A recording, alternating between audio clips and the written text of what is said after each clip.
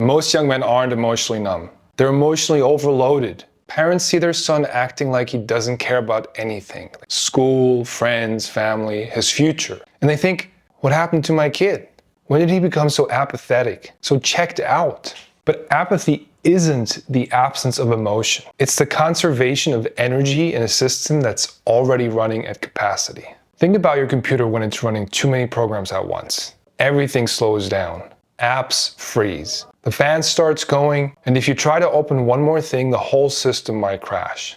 So what does it do? It starts shutting down non-essential processes. It prioritizes survival over performance. That's what apathy is in teenage men. It's not that they don't care. It's that their system is already managing so much internal noise, anxiety, fear, self-doubt, social stress, that they don't have bandwidth left for anything else, especially not for the kind of emotional processing parents are asking for.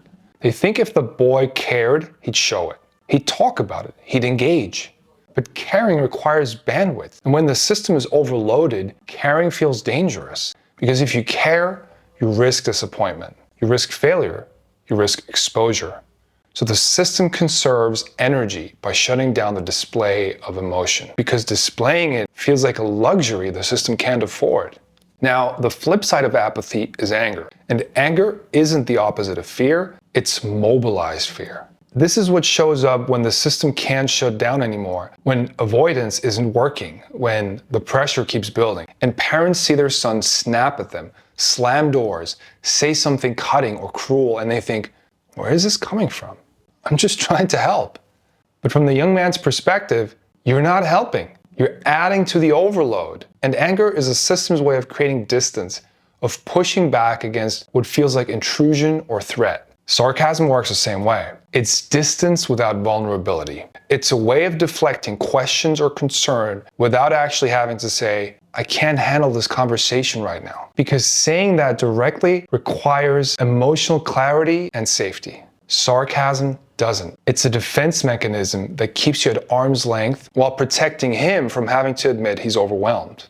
So when parents see apathy, anger, or sarcasm, they're usually seeing fear. Fear that's been running for so long that the system has adapted by either conserving energy or mobilizing defense. And the instinct most parents have, which is to push through it, to demand that the young man open up and talk about what he's feeling, that just adds more strain to a system that's already maxed out. All right, concrete example.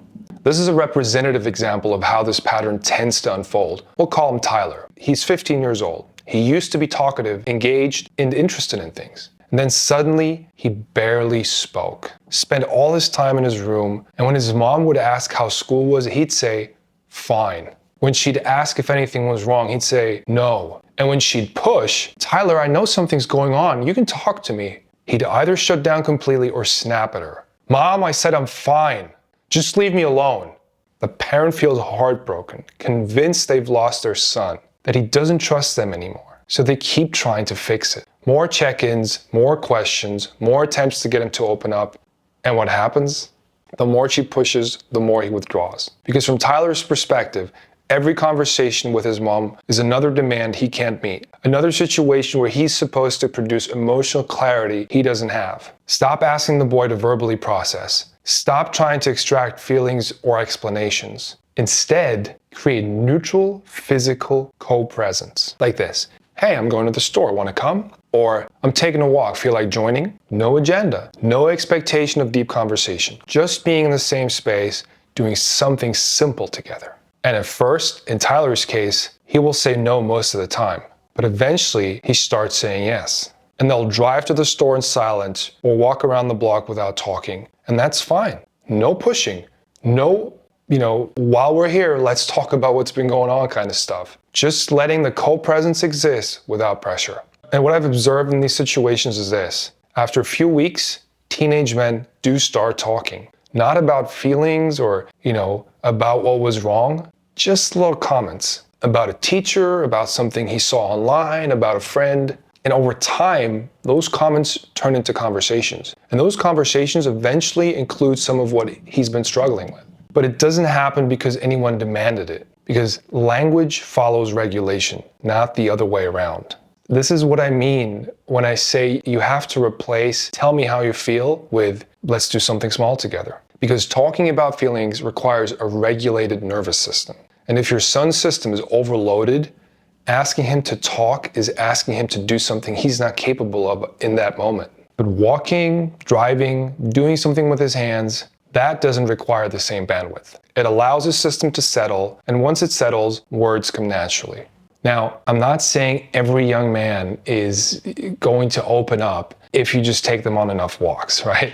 Some need more time. Some need different kinds of co-presence. You can't talk a nervous system into safety. You have to create the safety first. And safety doesn't come from interrogation. It comes from presence without pressure. From you being the stable, non-reactive presence while his system does what it needs to do.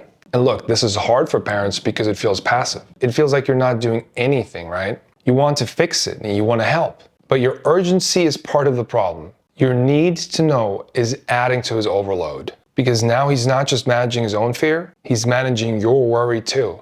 And that's too much. So here's a shift I want you to make. When you see apathy, when you see anger, when you see sarcasm, don't treat it as defiance or disconnection. Treat it as information. Your son's system is overloaded. He's not refusing to engage with you. He's protecting himself from what feels like too much. And the pathway forward isn't more pressure, it's less. It's you creating space where he doesn't owe you anything, where he doesn't have to perform emotional availability, where it's safe to just exist without explanation. When pressure drops, fear loses its grip. When teenage men don't have to defend themselves against your concern, when they don't have to manage your worry, when they don't have to produce clarity on demand, that's when they start to settle. And when they settle, connection returns because you made it safe. When pressure drops, fear often loses its voice.